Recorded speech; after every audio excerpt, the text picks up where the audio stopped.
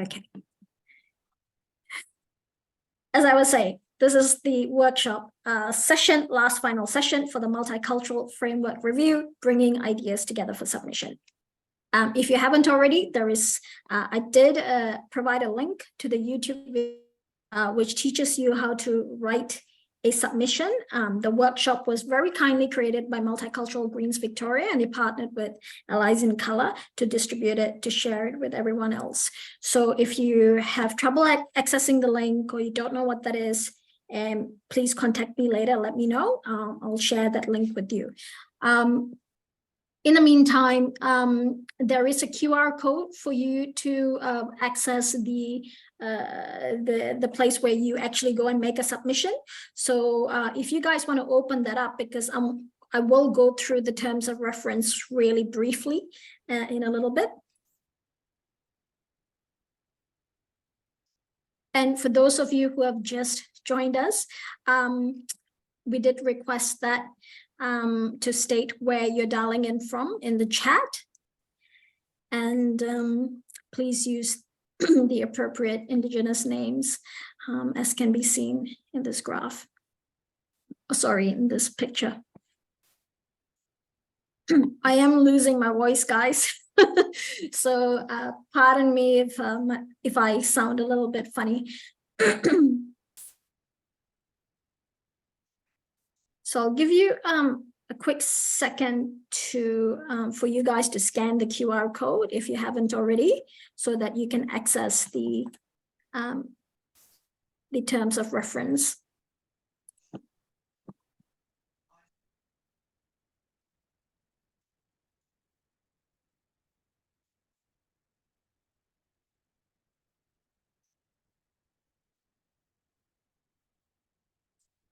Is everyone good with the QR code? Just send me a thumbs up or something, some emoji, something like that. Awesome. Got one emoji. Okay. Great. We'll carry on. A brief, quick introduction about myself. I'm conducting the session today. If you don't already know, my name is Tarini Rawat. I wear many different hats. My professional background is in media and technology. I've had an extensive career in senior level roles across a variety of industries. You can go and check that out on LinkedIn. I won't go through all of that. But privately, I've been a political campaigner for the longest time in Singapore, United States, and here in Australia. For one of my notable political campaigning efforts was for Bernie Sanders when he ran for president of the United States in both 2016 and 2020. But 2020 is where I actually held a bigger role in campaigning for him. So the group supporting Bernie Sanders still very much exists here in Australia, and guess what, I'm still running that group, but I won't talk about that now.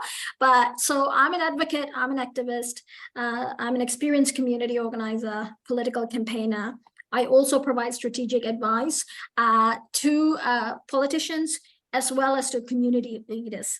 And I'm also a political and civic literacy trainer. And very much like the most of you, I'm also a migrant. I am originally from Singapore. And I'm a daughter of migrant parents who originally came from South India. Okay, so that's me. So about the organization that I founded, so Allies in Colour, we're pretty much an independent peak advocacy and research body for culturally and racially marginalized Australian, representing Australian representation in positions of power and influence. Our main target areas are governance, particularly boards, politics and entrepreneurship, as this is where, we haven't quite reached parity yet. In fact, we're very far from it. So these are the three focus areas. And as part of Allies in Colour, in terms of our focus area of politics, we've got Compel, which is the Center of Multicultural Political Engagement, Literacy and Leadership. So that is actually part of Allies in Colour, but this one's specifically targeting politics. Valentina, I see you put on chat that you've lost the QR code. Let me scooch right back so you have a moment. Could you please give me a thumbs up when you're done QRing, please? Awesome. Thanks, Anand. Appreciate you putting it in the chat. I'll move along. We do have a lot to cover, guys, so I'm gonna move it quickly. We do a lot of work. This is just some of the work that we have done as part of Allies in Colour. In terms of advocacy and activism work, if you're based in Victoria, you may have heard about the Preston Market. I know it sounds like, why? It's just a market, but this market was actually originally going to be destroyed by property developers to make way for luxury apartments. But as you would know, a lot of these markets, community markets, a lot of these business owners, they are our ethnic business owners, and they run stalls in there. They run businesses. They've been running businesses in there for generations, and they hire other multicultural people. And, these markets serve as a very crucial touch point for migrants, because when they come into a new country, they look for where they can find a sense of belonging. And Preston Market was a place, such a place where migrants went to the market to go and procure, food that they're ethnically or culturally specific food, and, to make friendships with the stall owners there and find people that could speak their own language. So it wasn't just a market, it was the destruction of the market would mean destroying the fabric of, the hyperlocal multiculturalism in that area. So we helped with the campaign team, and they've been doing a phenomenal job in the campaign. We also procured more assistance from Department of Foreign Affairs to those for those who were impacted by the civil war in Sudan. And then we also do research as part of our work. We partnered with University of Melbourne and also University of New South Wales, with professors Dr. Sukmani Khurana and Dr. Fan Young. And we're just about to embark on this extensive study, which is political and media literacy of Chinese and South Asian migrant communities in Australia. We also conducted 6 consultation sessions for the Multicultural Framework Review Terms of Reference. We'll go through that in a bit. We partnered with Multicultural Greens Victoria, as mentioned before, to conduct a workshop on how to make a submission for the Multicultural Framework Review. Compel collected data on ethnic representation in the federal parliament. You would have seen it in the news. We currently have 8% ethnic representation in our federal parliament, which is pretty pathetic. Compel also ran its first ever national pilot program, never been done before, which is the Political Engagement Literacy and Public Office Leadership Program. It's a long name.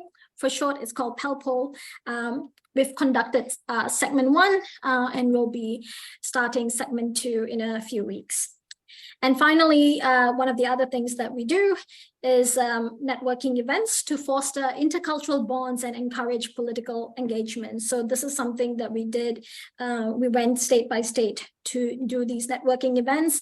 And again, this sort of event has not been done before in Australia, so it's all brand new. If you've got any questions, please type it in the chat, okay? Right. Let me get my notes. Okay. So all of you would have heard about the Multicultural Framework Review. So if I were to summarize it, it's basically the federal government doing a detailed examination of how Australia can support and celebrate its diverse population.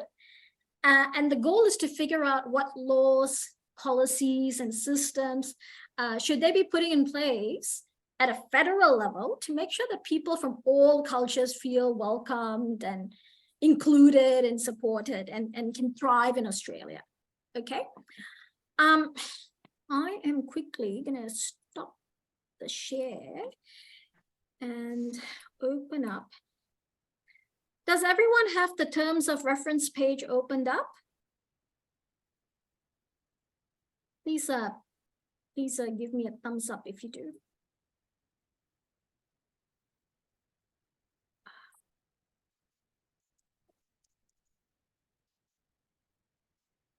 Did I see thumbs up? No. Okay, I'm gonna open it up. If I can find it in my million tabs that are open. There it is. So I'm just gonna skim right through the terms of reference. Okay, share the screen again. All right. So this is the page which contains the terms of reference. I won't read through everything. Where should I start? Okay, so just to briefly help you guys to understand, because there was a lot of misunderstanding as to what terms of reference means. Terms of reference means is essentially government speak for saying, hey, we're going to do this extensive review, but then we can't review everything. So here is the scope of what we're going to review. We're going to tell you what that is, and then we're going to tell you what we're going to exclude. So we can't review everything. It's not possible. So we're going to tell you what's going to be contained within the review. So it's like a scoping document, if you will. So the review will assess and make recommendations on the institutional arrangements, legislative and policy settings required to advance multicultural Australia. I'm going to stop share and share with you. Does everyone understand what that means? You can type in yes. Because if most of you say you understand, then heck, I'm not going to go through it. But I know a lot of people don't understand what all that lingo means. It's too broad, yeah. The thing about it is deliberately broad, because the broader it is, then, it's up to us to tell the review panel what it is that we want to review. So in a way, broad is actually good. It's deliberately broad. Where are my notes? Right. Okay.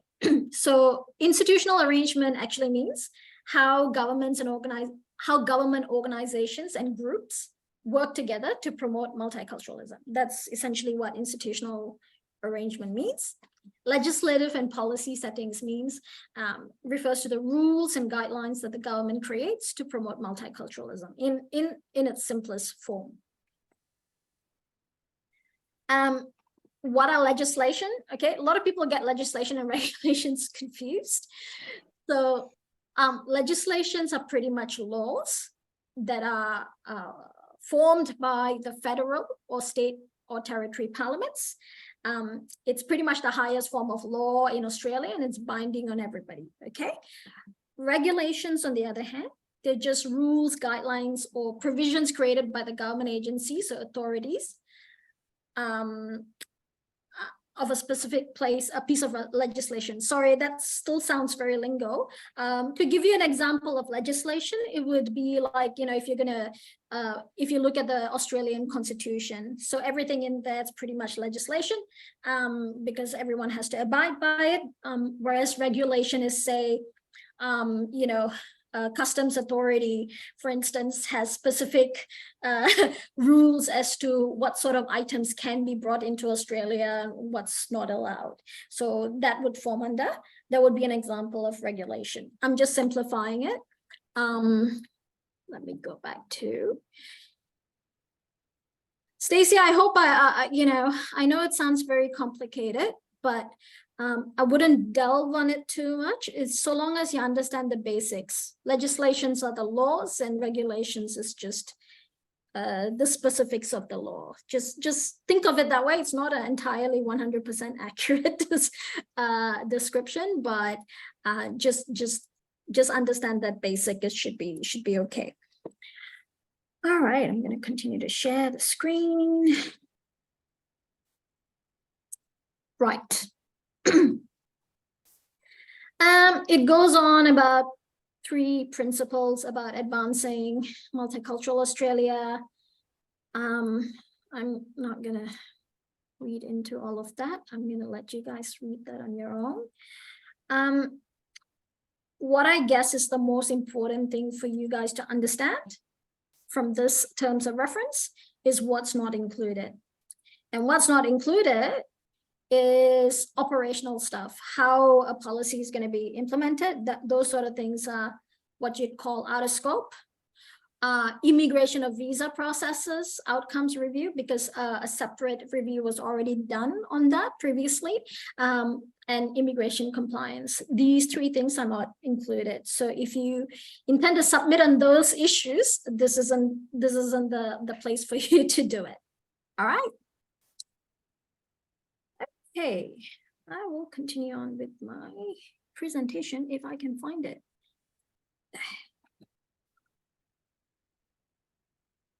Is everyone clear so far? I think so. I'm going to move it.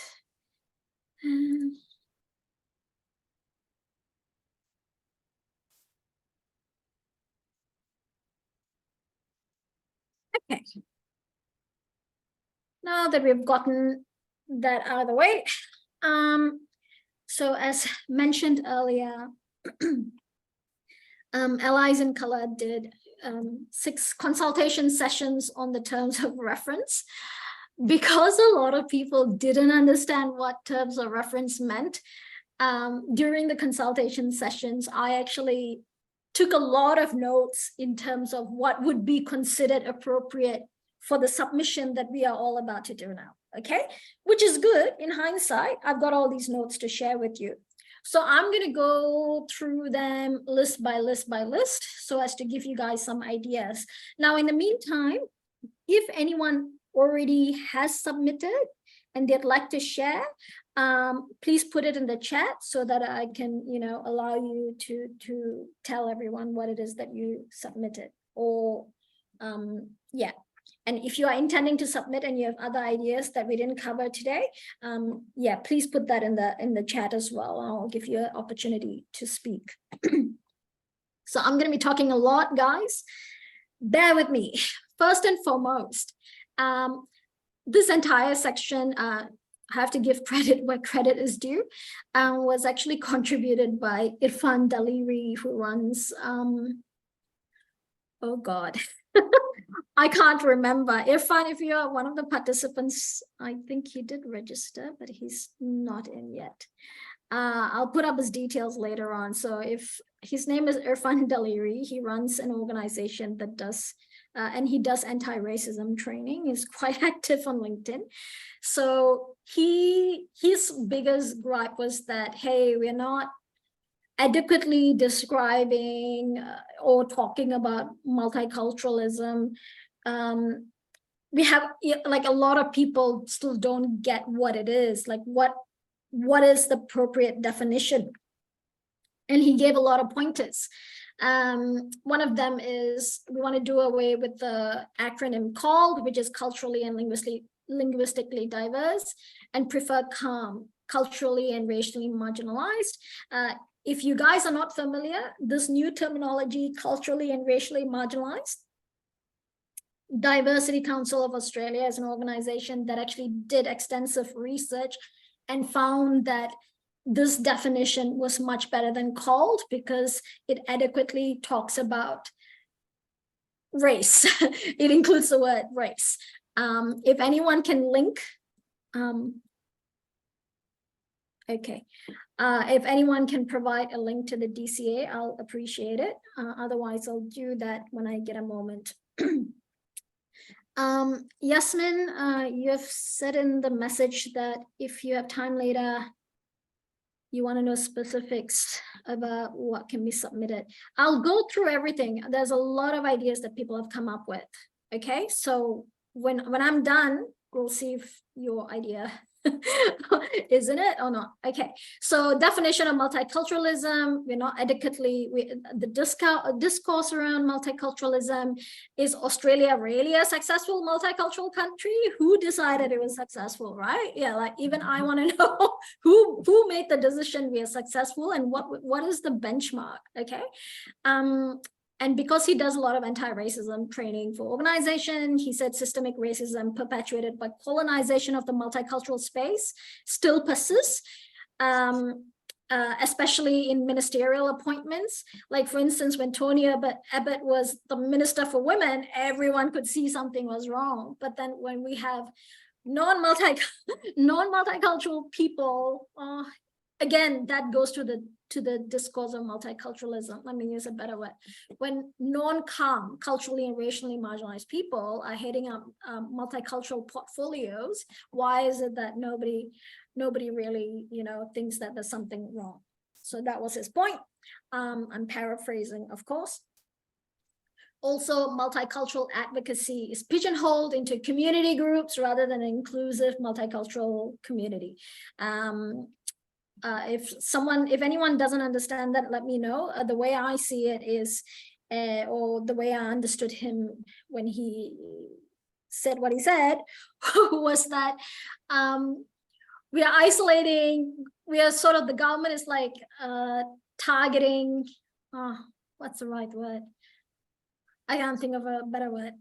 The government is looking at funding and, targeting in that way, funding and its approach is very, it's separating us into cultural groups. And is that the best way to approach multiculturalism? So that's one submission idea. Yeah, like Yasmin, like you said, divide and rule. It feels a little bit like that. And me coming from Singapore originally, the way we do multiculturalism is completely different, right? So, yeah. Valentina, I agree with you. Guys, as I am going through the submission ideas, if you've got ideas, start typing them in the chat, okay? And then when I get to it, I will get to it. But start sharing your ideas already, okay? So this is one issue, and I think it's a very important issue to address because that forms the basis of this entire review, which is multiculturalism. Data is the other thing, and that is something that's very close to my heart personally, and that is something that Allies in Color would be making a submission on. There's a lack of data when it comes to multiculturalism, and this is just a few of the stuff that's impacted by the lack of data. For instance, data on multicultural engagement with local councils. How many multicultural people have actually accessed services, right? We do not have data on that. Data on multicultural employment in councils. You'd be shocked to find that if you went to local councils and had a look at those, specifically in diverse electorates or diverse areas, it is quite usual to find that the employees employed by the local council, they do not represent the diversity of that area. Okay, so we need data on that. So we can't manage what we can't measure. So that's the other thing.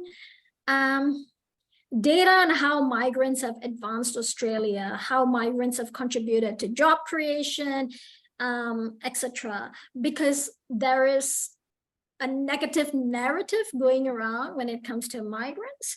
So if we have data to prove and to augment stories, positive stories about how migrants have advanced Australia, that'll be fantastic, rather than just saying, yeah, migrants have done a lot. You know, adding data, numbers to it would just make it that much more convincing and credible. Data on racism in public service, which further marginalizes people of color with disabilities. Yeah, we do not have data on that. And tokenistic diversity and inclusion plans, how to measure. So that's basically, we have a lot of D&I plans and, you know, departments and programs, etc., especially in government organizations. But how does one measure the effectiveness of such initiatives? We don't really do that very well. The other, I'm just going to quickly look at the chat. Okay, good so far. Does anyone else have anything to contribute in terms of the lack of data? Does anyone have any ideas on that? If no, I'll just keep it moving. All right, doesn't look like it. So employment was another theme that came up very strongly when I did the consultation session. So it said, people came through and said organizations should get incentivized to provide job opportunities and training for people with work visa. And I couldn't agree more with that, because there's a lot of, if you actually go and hang around these Facebook groups, especially those who are hunting for a job, even though they do have a visa category that allows them to work, they struggle to find work because there are heaps of employers who still won't hire you as long as you don't have a permanent sort of PR or citizenship. So the government may give you work, right? But employers may still be hesitant to hire you because they see you as a risk. So if governments could incentivize organizations to hire those people, that would be great. That was a great suggestion, I thought. Recognition of foreign qualifications was another thing. Underemployment of migrant women. Someone suggested quotas or affirmative actions for multicultural representations. That's a toughie, because we need to appropriately talk about and define multiculturalism. Okay, so you can put that in. But yeah, that's a tough one. Increase awareness or education on part of hiring managers with regards to employing culturally different people or people with transferable skill sets. Yeah, that's a big issue. I don't think that the Australian job market is suited for, say, someone with a global experience. They don't know how to assess transferable skills, which is a problem, especially being the fact that we are a majority migrant country. Raising awareness of employment rights for foreigners. There are lots of foreigners getting exploited, so raising awareness of rights would be quite helpful if that was something that perhaps the government could look into and even fund organizations that are raising awareness. Services. I'm going to skim through this because I'm going to go through, I'll come back to services in a little bit because, okay. So disability was a big one that came through the consultation session. Multicultural people from disabled backgrounds should be represented.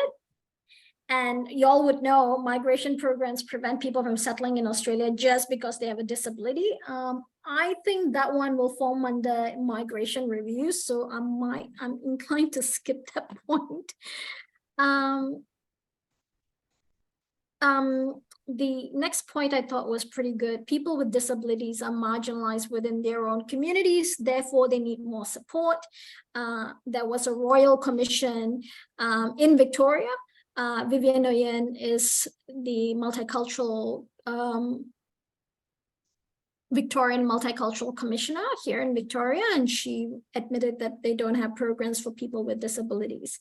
And then this person said, we need to look into racism in public service, which further marginalizes people of color with disabilities. Data would be plenty helpful when looking into that issue. Quotas for people of color with disabilities in employment. And I thought this last one was really good. We should include visible and invisible disabilities, and it should not be confused with people with settlement issues. I thought that was a really good one. So if you work in the disability sector, or you are impacted by, you are disabled, these could be some pointers that could help you out. Any questions? No.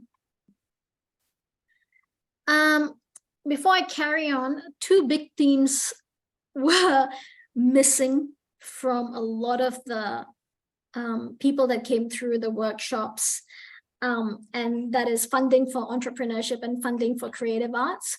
So if anyone listening, watching this session, if you are from either of those streams, I would strongly encourage you and your peers to put in, if you can put in a collective submission, that'll all the more be powerful. If you need help with writing a collective submission, please approach me. But these two streams were missing, so I don't know why. Maybe entrepreneurs and artists, you're too busy to attend my sessions, so I might have missed them out. But either ways, these themes were missing. I'm going to stop share right now. Everyone okay? So if you guys have got some submission ideas, please start sharing them in the chat.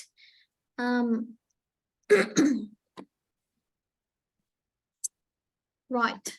Or you could, if you're still percolating, you could talk a little bit about what you might submit on, what you're thinking of. Or yeah, Yasmin, you're in the creative arts sector. Excellent. So definitely talk about funding, funding issues for multicultural people in the creative arts sector, and talk about the unique challenges that they face. Awesome. Awesome, Anand. Excellent. Yeah, I'm gonna go start talking about services, Katrina, because what I'm gonna do is share what came through the how to write a submission workshop. So I'm just about to switch. If I know how to switch. There it is. Give me a moment, please, to bring up the slides.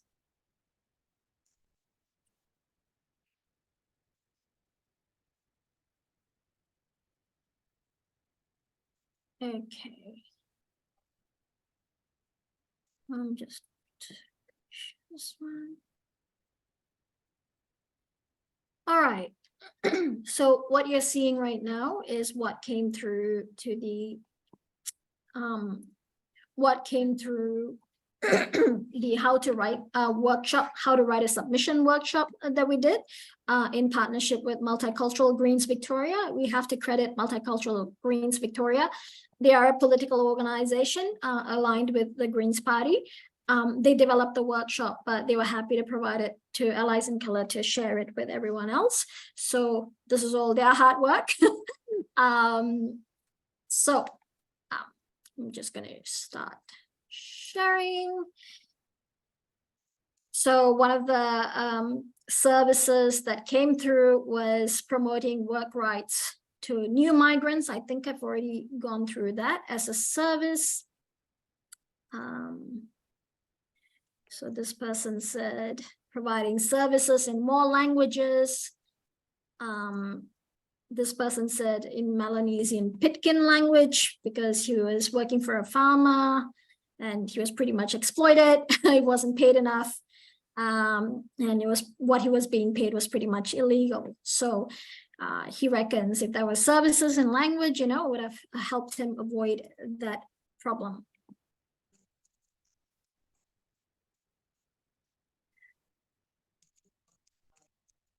Okay, someone said that they didn't really know about this review sooner.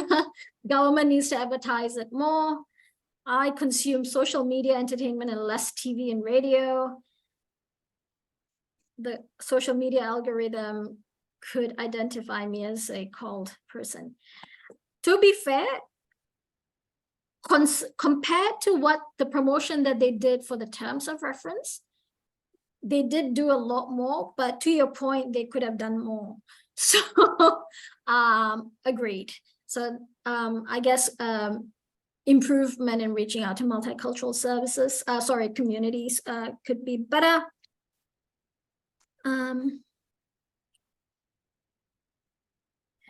Multi-language websites are required. That's something that came through. If you guys want me to slow down, please let me know.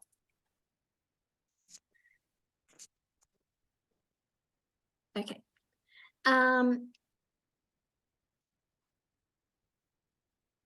So someone had this experience with a federal government service. Basically, apparently, they're introduced to services by case managers assigned to new arrivals. And apparently the information a new arrival gets is dependent on who your case manager is. I had no idea that was an issue, so this is news to me. So if one gets a case manager who's supportive, then you get all the information, and then if you don't, then you get the bare minimum. So one way to improve is to hire professional caseworkers culturally and create user-friendly website in different languages. So more standardized information provision rather than depending on who the case manager is and if they feel like giving you information. I had no idea, so that was news to me. Housing services. Someone suggested real estate agents to become sub-agents for letting public housing. But of course, this assumes there is sufficient public housing to be letting, which is not the present situation.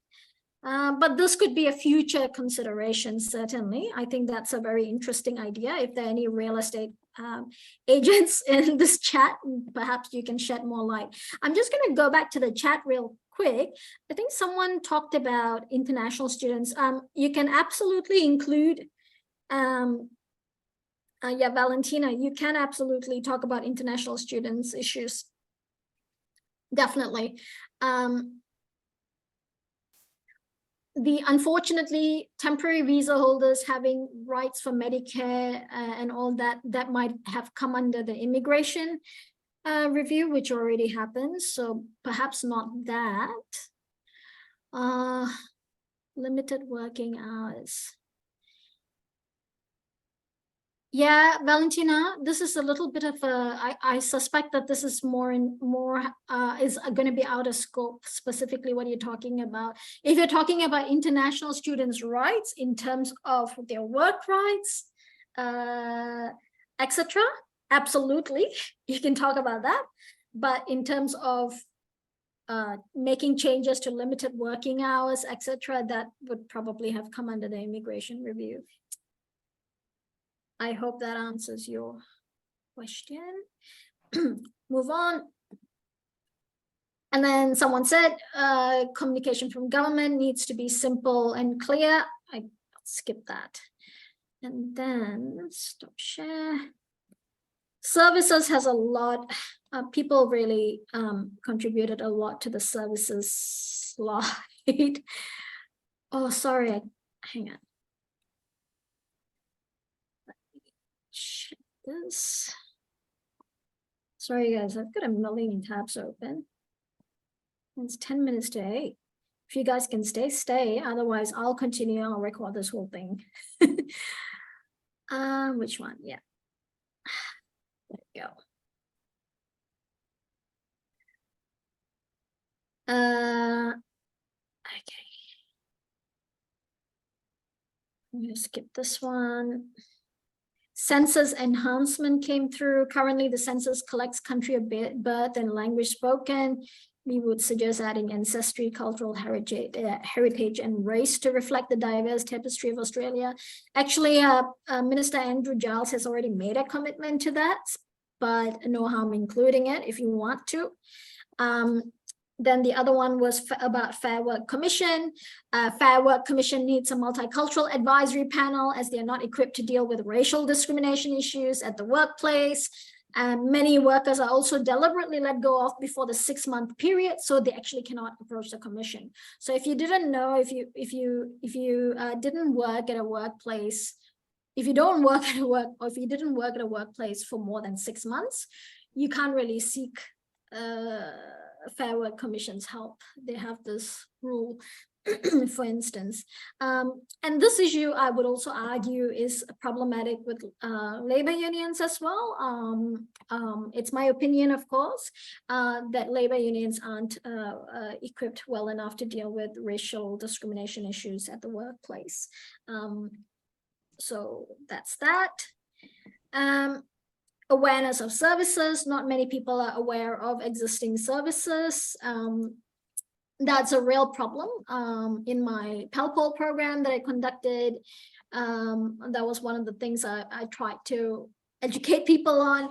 People don't know, for instance, local council has a lot of services, far more than just collecting rates, okay? So people aren't aware, and if you're not aware, then you won't access those services. And this is where data becomes really useful. If we can measure how many multicultural people are accessing local council area services, for instance, then that would help us address that issue. But because we don't have data, we can't really address this awareness of services issue. I'm going to skip this one. Settlement services and access and communication to highly bureaucratic departments. I'm going to give you guys a second to read through that because I'm losing my voice. If anyone has any questions, please ask away. Is there anyone on here actually have actually started on their submission at all? Please put that in the chat. Sounds like most of you haven't, which is fine.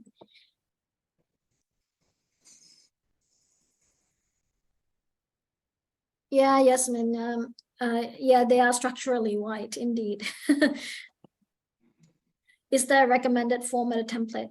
Anand, if you went to the terms of reference page and you scroll down, there's a link to hit submission.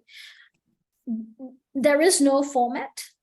I would just suggest you do a brief summary of the issue, and then, you know, if you've got case studies or personal experience, then I would put that as the second part. But unless you're a large organization, you wouldn't make a lengthy submission. So you can make a video submission. You can record a video using your camera phone.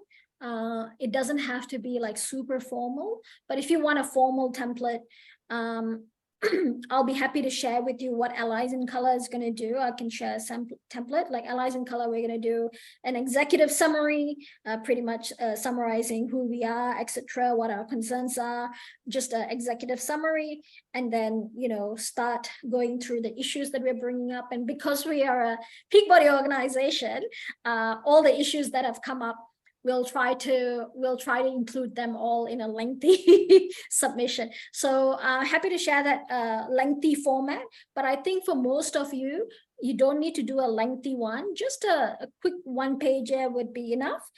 You can also make an audio submission.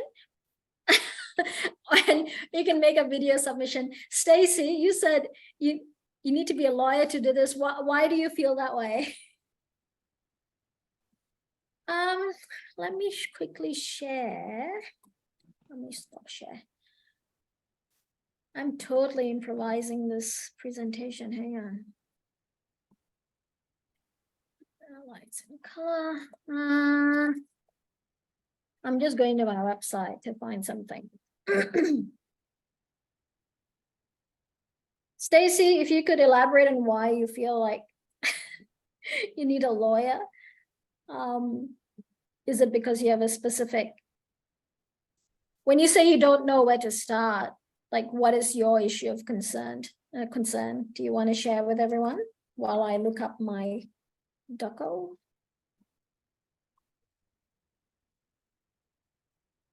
Where is Stacy? You can unmute and talk.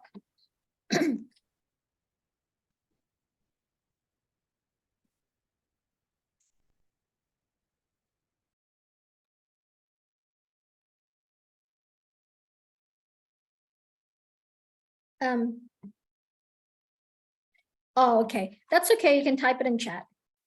Right. Where was it? Okay, what I'm going to show you is just it's not big enough.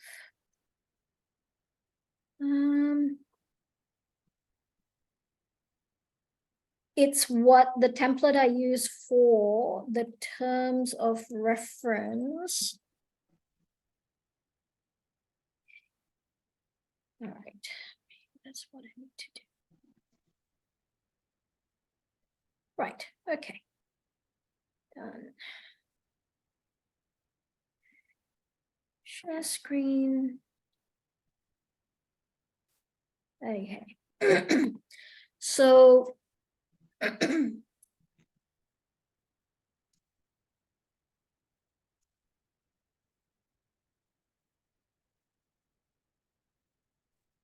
okay, so what I'm showing you guys right now is what we submitted for the terms of reference, okay? So it's going to be lighter because it's just a submission for the scope of the review, okay? But here's what I do: attach a logo, dated it, and then, you know, to whom am I submitting to? Dear Minister. Subject, what is the subject?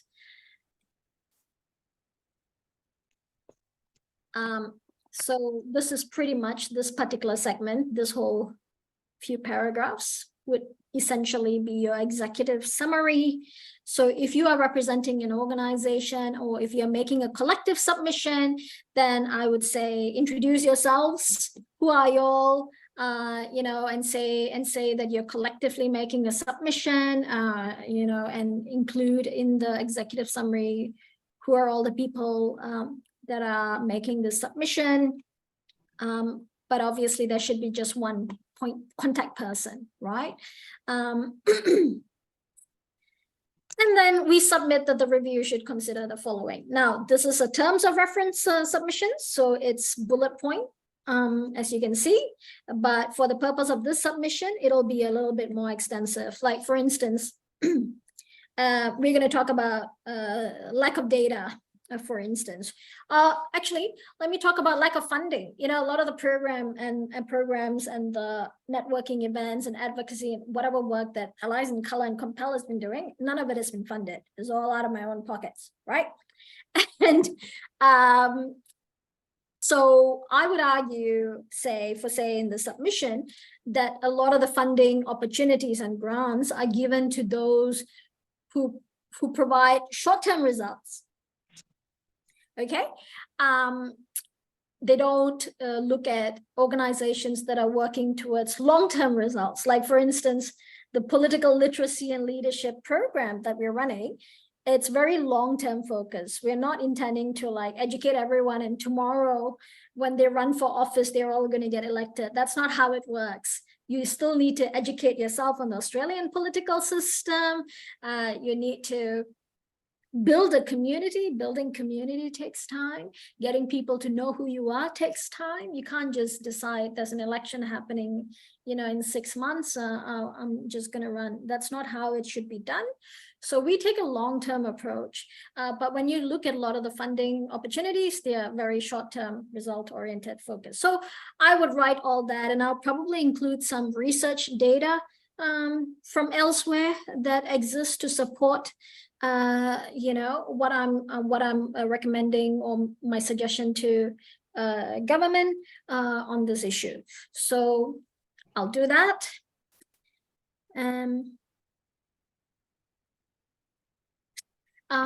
Yasmin, yes, absolutely. it is better if you could get together as a group and make a submission. I think that would hold more weight. So like I said, if you guys don't have a group, please, we don't have much time, 3 days. Please contact me. I'll try to slip it in within my submission. But I think already Allies in Color is making a long one. So yeah, so this would be the bulk of the submission, and then you can talk a little bit about what did you do to get all this information. Like, for instance, Allies in Color, we did extensive consultation at our end, so that's how we got all the information that we got to put into the submission. So if you are making a collective submission, then you can talk about your process, or what you did to collect all that information. Okay, so you can talk a little bit about that. Reporting and timeline, I think that's not relevant for the purpose of submission. And then I always leave the introduction of Allies in Color at the bottom, because I like to get to the gut of what I'm submitting first. So when I did consultation, all these community groups came through to contribute. So at the end, I mentioned all those people and I thanked them. And then of course I signed off as the CEO. To make it seem a little bit more official rather than just a logo. Katrina, what do you mean by a PowerPoint presentation? You mean for the purpose of submission? Is that what you're asking? No, you need to submit. You can submit as I believe it's a Word document, or hang on, let me stop share. Let me bring up the screen for, because guys, I wouldn't be worried too much about the format, and I'll explain why. Because the people that are going to be reviewing this aren't necessarily policy experts. Okay, they are your everyday, eminent, prominent, everyday multicultural people that we have heard of, seen of on TV. Yeah, let me share the screen. So you can keep it simple. You don't need to use jargons, etc.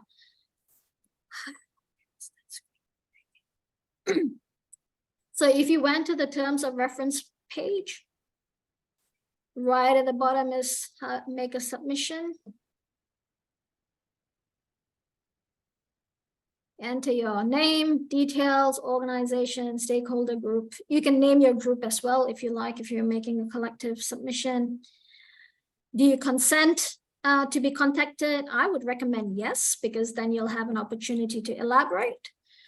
I would recommend you make a public submission, because you're putting in all this effort. So it's good to have your effort out there in the public. But if you're shy, yeah, you can choose either anonymous or confidential. Well, confidential one means it just doesn't get published at all. Okay, submission. If you write it in your own preferred language that is not English, then you have a 300-word limit. So you can use that. Or you can submit audio or a video file, maximum 2 MB. And these are the allowed types formats. I would say if you're not a big fan of writing, do a video. To be honest, I prefer not to write. I prefer to do videos. But hey, I would even argue if you're a creative professional, perhaps a video is the way to go. In fact, do both. I don't see anything disallowing you to make several submissions. So, so if you want to do a video, do a creative video on top of writing, do it. And then of course you have the document submission. You can't do a Word file. You can only do PDF, PNG, or JPEG. These are the allowed formats. And then you hit submit. It's as easy as that. Let me stop share. Let me go back to the chat. What have I missed?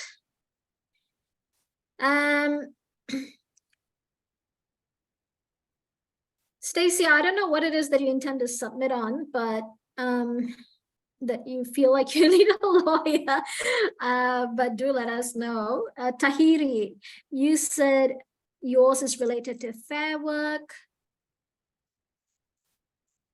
For instance, Engineers Australia does not let engineers outside Australia to get chartered unless they do a bachelor here. Right. So this is under the category of skills recognition. So I recommend you to make a submission on that issue, Tahiri. I'm very wary of the time, but I'm going to power through because there are lots of ideas, and I'm just going to power through as quickly as I can, and go back to the slide.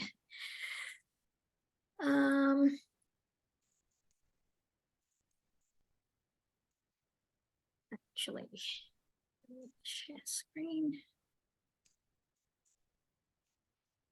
Yasmin asks, would you say individual submissions are still treated with seriousness? I would say yes. Look, this review hasn't been done in nearly 50 years, so the truth of the matter is we don't know how it's going to be handled. We don't know. There's a lot of unknowns. But I would say you'd rather make a submission than to not do. Do you know what I mean? It's okay if you don't have time to do a group one. Make an individual one. Do a video. Easy. I find that easier to do. Okay. Look, a lot of people talked about settlement services. I won't go through that. Someone suggested neighborhood dinners organized by institutions to foster intercultural bonds. Allies in Color is already doing these networking events. It'll be nice to get funded. Someone suggested human library, allowing people to talk about their stories.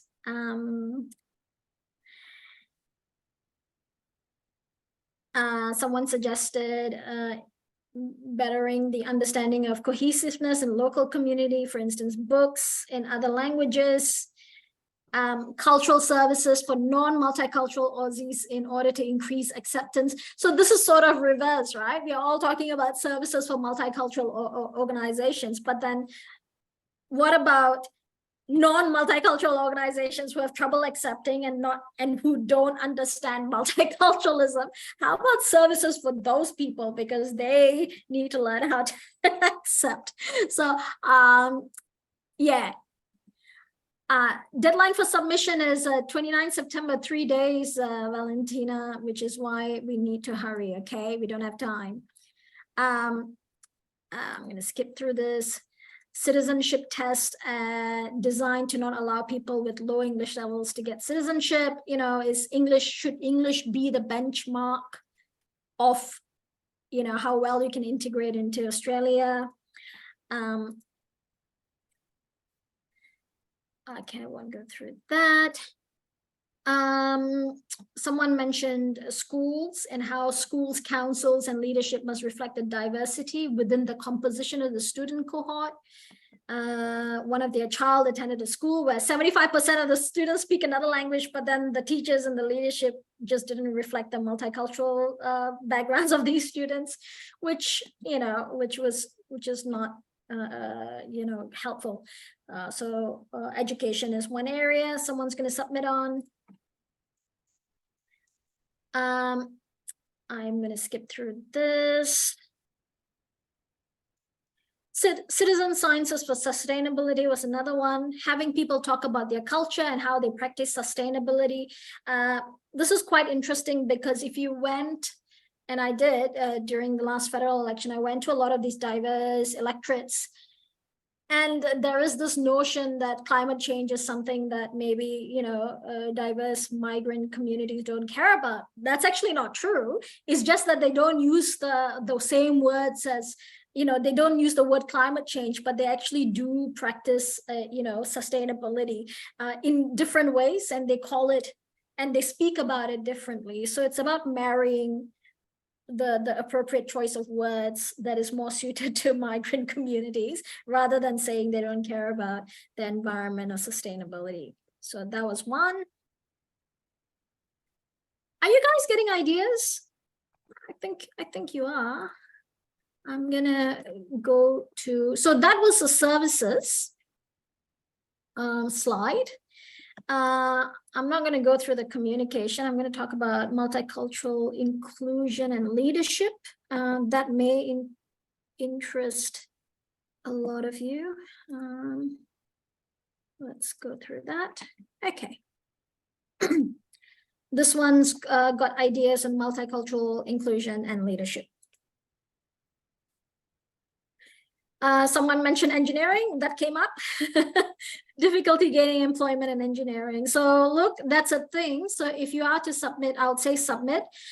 Just because someone else is making a similar kind of submission shouldn't stop you. In fact, if there are a lot of people submitting on the same kind of issue, then all the more it's going to hold more weight. Okay. So I can't remember who spoke about it in the chat about engineering qualification, but yeah, definitely make that submission.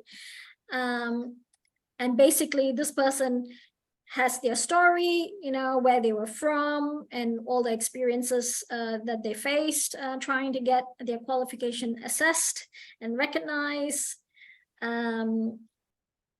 Yeah, so this is an example of what you could write in your submission, your personal stories.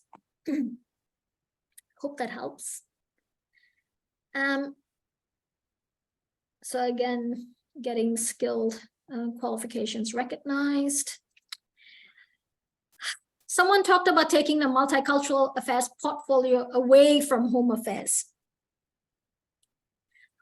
I think that is one for my organization to tackle. I'm not going to burden you with that. It's quite, I'll have to provide you with a lengthy context so that this makes sense.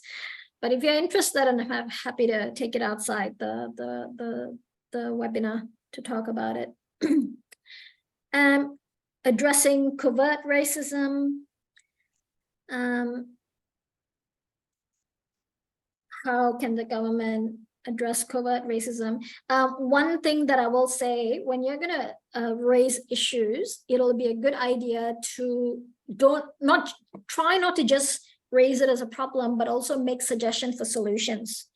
If you can't think of solutions, try and see what other countries have done and maybe attach articles or examples of what other countries are doing that Australian government isn't doing, and attach those as examples.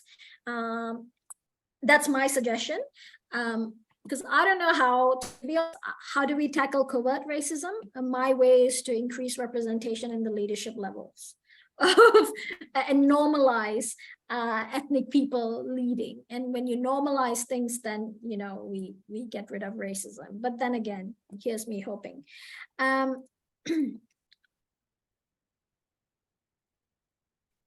Okay, anti-racism training, funding for that.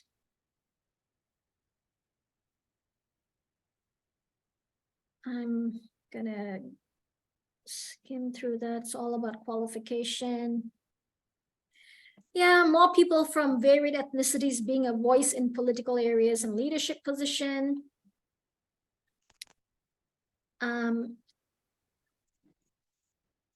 Lack of diversity in media is another one. So you all may or may not have heard of Media Diversity Australia. It's an organization that advocates for more diversity in the media space here in Australia.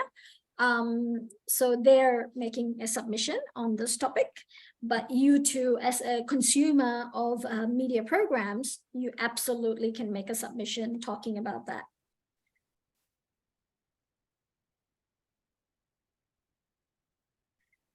Hey, Stacey, what were you thinking of submitting? I'm very curious to know.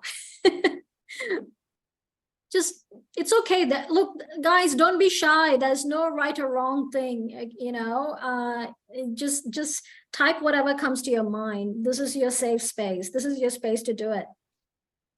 Yeah, and in media diversity, I think it's quite relevant to your work. So yeah, do it. Like I said, just because an organization is doing it doesn't mean you shouldn't. The more submissions on that topic that is gathered, the more seriously it'll be taken. Okay. Stacey, I'm very curious. Come on, tell us your ideas. Public holiday. So someone that came through this workshop already actually made a submission on this topic. Multicultural members of Australia, you know, the fact that we're celebrating forced to take holidays, say for Christmas, for instance, you know, rather than taking holidays for their relevant, you know, culturally specific holidays.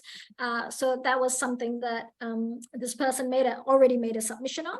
So if that's an issue that's close to your heart, do it.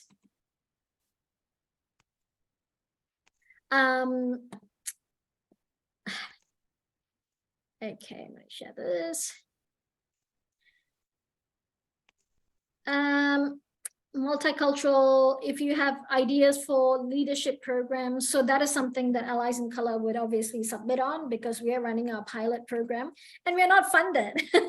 So we are teaching migrants about the political system in which that they're living in, and we're also helping those interested in running for office, teaching them how to run for office. We've been doing that for the last 2 years. So it'd be nice to get funded to increase representation of us in positions of power. Targets would be quite useful. We would like to see similar targets and data reporting like WGEA for Multicultural Australia.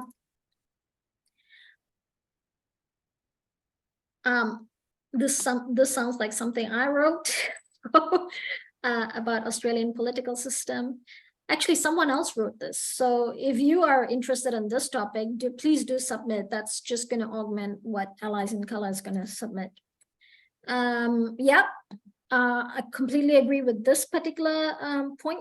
And in-depth research should be done before creating leadership programs. Like Allies in Colour, we spent 6 months doing research on the content of our leadership program before implementing it. There are lots of organizations doing so-called mentorship programs, and you know, not all of them are quality. There are really good ones, but not all programs are good, and there's a lot of government funding for such mentorship programs. So yeah, research should be done to back those programs up. Okay, peer supported program, mentorship again. I won't go through that. Okay, politics. All right. How's everyone feeling so far? Are y'all getting ideas? I'm going to skip to the last one, which is community organization. Can all of y'all write in chat what y'all would like to focus on? Just type it in. Anand, I already know your entrepreneurship and media diversity, and Yasmin, I think you mentioned creative arts. But the rest of you, it'll be good to know what you're thinking of. This one's got to do with multicultural community organizations. Let's skip this one. Okay, so someone complained about you know, grants and how it is for small community organizations to access and apply for federal level grants. And you're right, they actually make it really hard to access those funding. But, you know, again, we need data, right? We have like, through experience, we know a lot of these grassroots, underfunded, under-resourced grassroots organizations do a lot of work, and they're not paid for any of this. So it'll be good if there was a way for these organizations to access federal funds, and for that to trickle down to grassroots community efforts.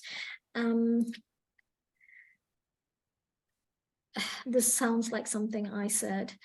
Many multicultural organizations are formed by political organizations themselves. I'm going to address that in my submission. I think that if the leadership and the boards of multicultural organizations have political memberships, then they should declare it and make it transparent for ethical reasons. Okay. I won't delve too much into that. Okay. I think that was that.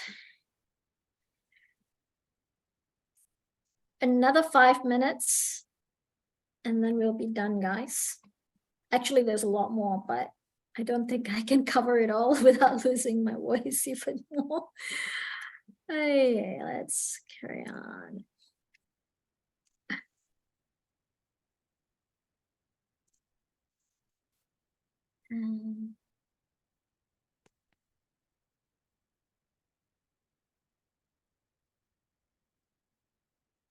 Okay, I'm gonna skip this one.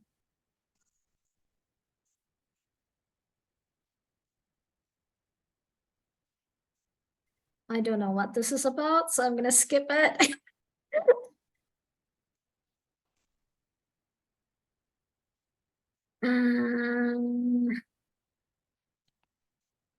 Okay, there's a lack of knowledge in terms of accessing grants. Paperwork is too complicated. Do you know what? This whole submission thing is pretty complicated, isn't it? I mean, the fact that there's a lot of government terminology that makes it seem also, it just makes it seem all so difficult to the average person. But you know, if you had someone to simplify it, then it's not that bad. So,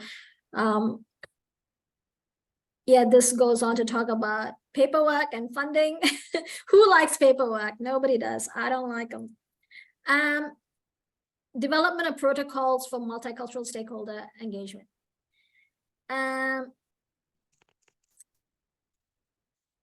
So someone suggested that we need a reset in terms of multicultural stakeholder engagement.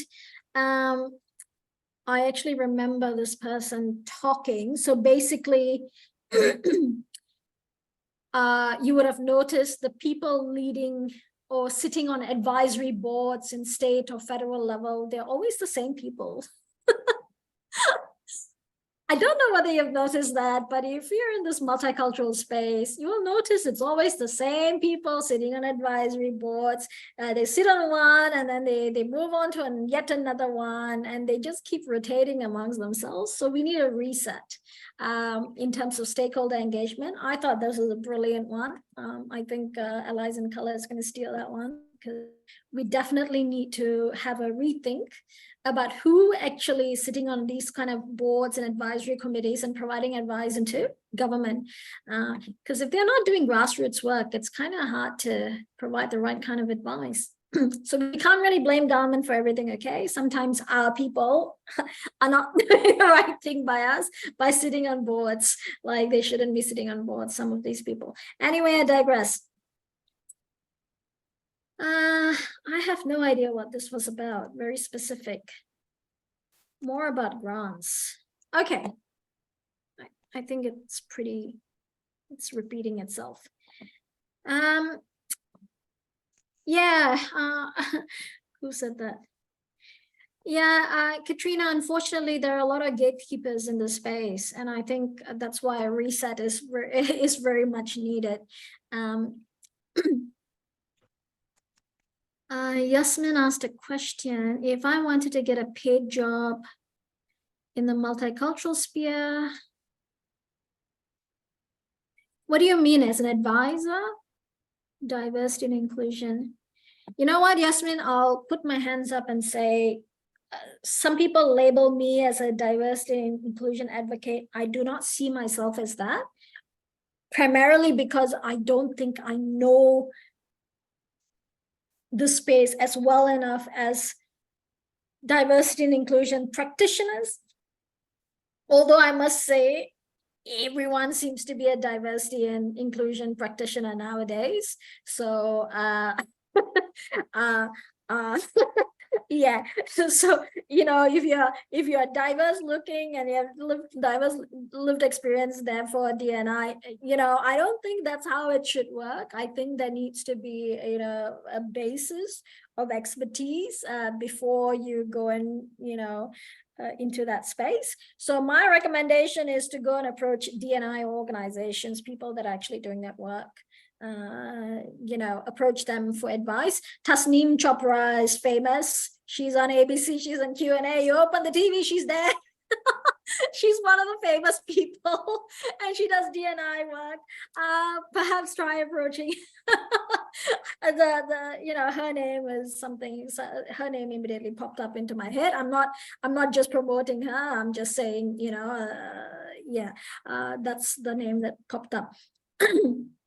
So I don't know of any good organizations, unfortunately, because D&I is something that I don't really go near, even though people say that I'm an advocate. Yeah, Dorcas, like you said, it's the danger of being labeled diversity champion, advocate, community leader by default. I don't know whether you'll notice, I don't refer to myself as a leader. I do not use that word to describe myself. So I don't like, as much as I'm in this space, I don't like labels. I'm not very comfortable with labels. So I don't describe, I'm not a leader. I'm just doing my thing. I'm just doing what's needed. That's it. Okay. And I run an organization. As far as I'm concerned, I have a title for the organization. That's it. If people start saying I'm a diversity leader and advocate and all that, understand that it's not coming from me. It's what other people are labeling.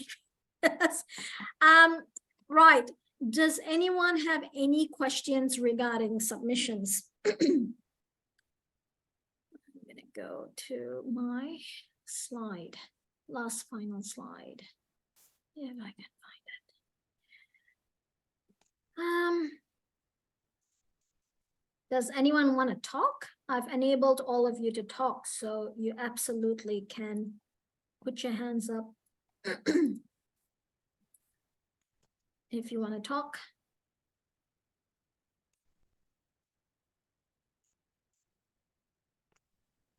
Just wanted to say, great job, Harini. That was very informative. Thank you so much. Thank you. And will you be making a submission, Nativ? Yes, I was in the process of writing one, so all this information helps me. Good, because please write. You came for this workshop to learn how to get ideas and write a submission. Don't be afraid. I think, was it Stacy? Stacy, I still don't know what you want to submit on. Come on, give us a clue. We're all curious. Can't go to sleep. I'm going to be dreaming about what was Stacy talking about. May I say something? Yeah, go ahead. Oh, thanks. Sorry, my video is not up. I don't know what my Zoom has done. It's just blanked me. It used to work. No, it's my settings. I did some funky thing with the settings, so nobody's faces can be seen. Sorry. Oh, okay. That's okay. That's okay. So hi everyone, and hi Tharini. The reason I've just asked that question about jobs in a really general sphere is because I think there are loads of other probably multicultural people who at times think, you know, I'd like to do something practical. It would be great if even in some small way I'm involved in some kind of level of anti-racism or contributing to making this country more equal, you know, in some capacity. What jobs, what areas off the top of your head, or what departments, or, you know, do you think you could suggest for people like me that are considering, because I am working as mostly an English teacher and a dance teacher, but there are times when I think, I wouldn't mind going into the public service or just into some area where I think I could be actually promoting some kind of level of greater diversity and inclusion. So do you have a response to that? Can I just say, I'm like the worst person to ask about this topic. You might have to go and honestly look up diversity and inclusion practitioners. But the unfortunate thing is that everyone wants to be a D&I practitioner. Is D&I the right pathway to do the work that you want to do? Perhaps not, Yasmin. My suggestion would be you work in the creative arts industry from memory, and perhaps do something in that space. But I would have to caution you, a lot of this work is unpaid. Allies in Color, we're not getting paid for any of this. I know. I'm really aware of that. I'm really aware of that. You're connected with Women in Colour too, aren't you, Serene? Yes, with Brenda Guy, yes. Yeah. So I really understand how much of this is unpaid, and that's why I even just put that question to you, because I thought other people listening to you might even be vaguely interested. I just feel that, so much of this actually needs to be, there need to be, like, there are human resources officers in every freaking organization in this country, and yet there's not one diversity and inclusion officer in so many organizations. And I just think it's something that needs to improve, so that, that we've actually almost got a system of making sure people, that people are accountable. I guess what I'm asking for is there's no system of accountability, and that's why racism continues. So let me break it down. So my concern as Allies in Color, where I'm going to be targeting on is data. We need data.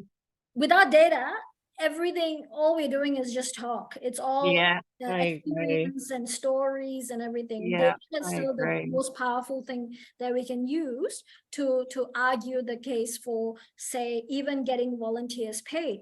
There are lots of us in this space who, many of them don't even run organizations like me, like Brenda Gadi, like they're not running organizations. They're unknown people, they're individuals, but they're doing extensive voluntary work and they're not getting paid. And I think that and a lot of these people tend to be women as well.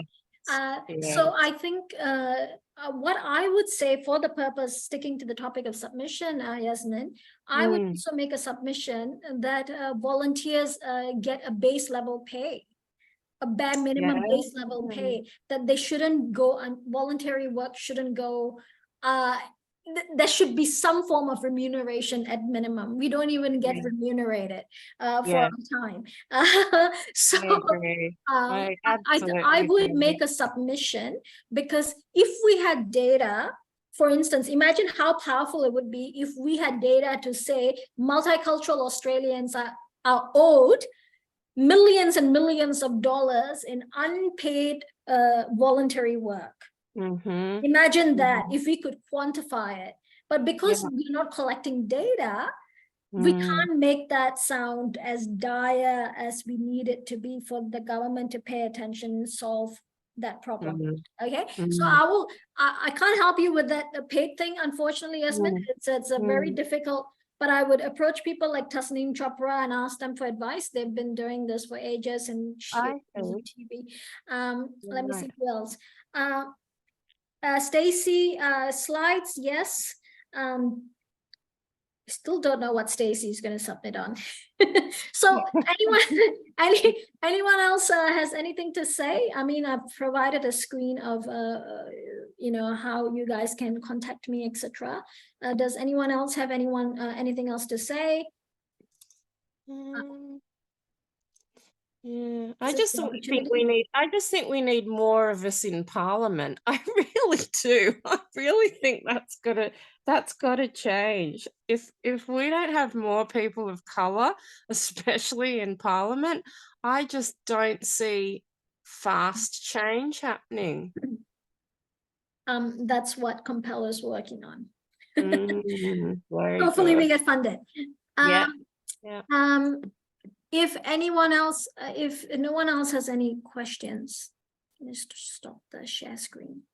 Well, what I'm going to do is I will share the slides with you guys. I didn't get an opportunity to go through all of the ideas.